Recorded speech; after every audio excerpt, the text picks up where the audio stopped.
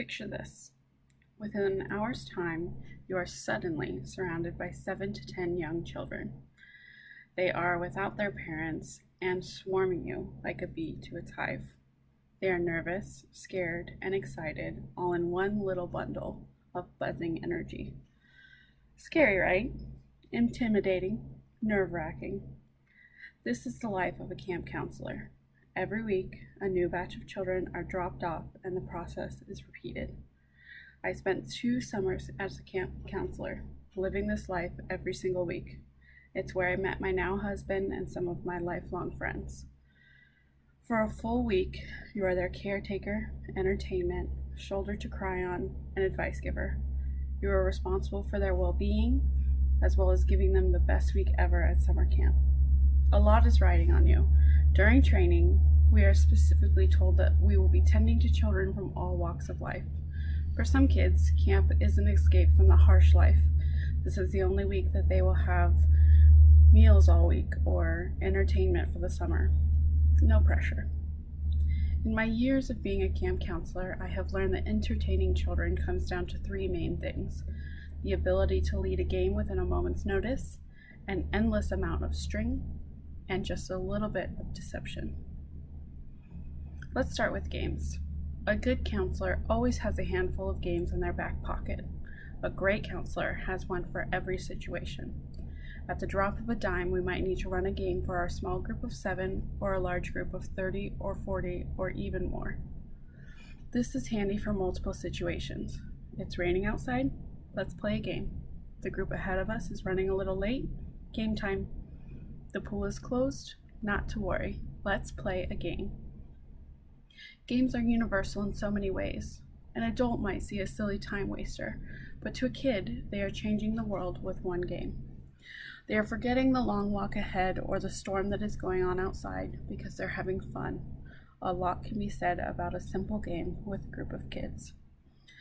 Similarly, when we start training to become a counselor, we are given specific items to carry with us in our backpacks: water bottles, first aid kit, emergency medication for kids. One of the more unusual items we are given is string. There's a universal craft that every child knows how to do. It's called a boondoggle. For those of you that haven't been to summer camp recently, here's what the string looks like.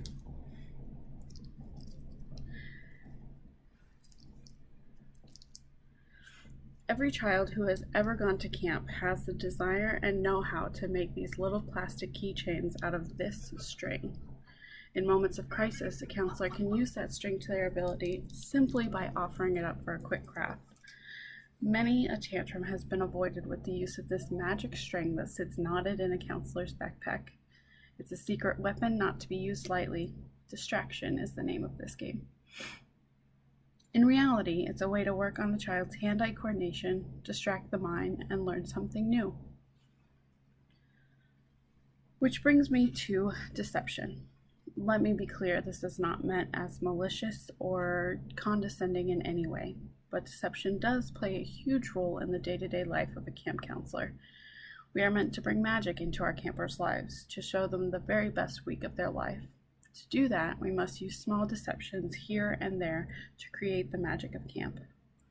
Here's a scenario. A child is scared of the dark, and even worse, they are scared of the dark and at camp without their parents. So we might tell a little white lie about the magic of camp and how the woods are protected by the creatures of camp. And maybe to, hit that home, we will show them a token that we received from the creatures of the forest, just to ease their mind for the nights that they are going to spend at camp without their parents. In just this small deception, we have created a magical world for the child, one that is comfortable, warm, and safe. In just these small instances, we ease minds and spread cheer. The magic of camp is arguably the most important part. Being a camp counselor has taught me many, many skills that I have applied to so many different areas in my life. Among them is the ability to entertain and comfort children in an array of ways. It's a superpower that is only required sometimes, but when it is so powerful. To break it all down, all you need to bring magic into a child's life is a few games in your back pocket, some string, and just a tiny bit of deception. So, I'll leave you with this question. Is there someone in your life that you can share the magic with?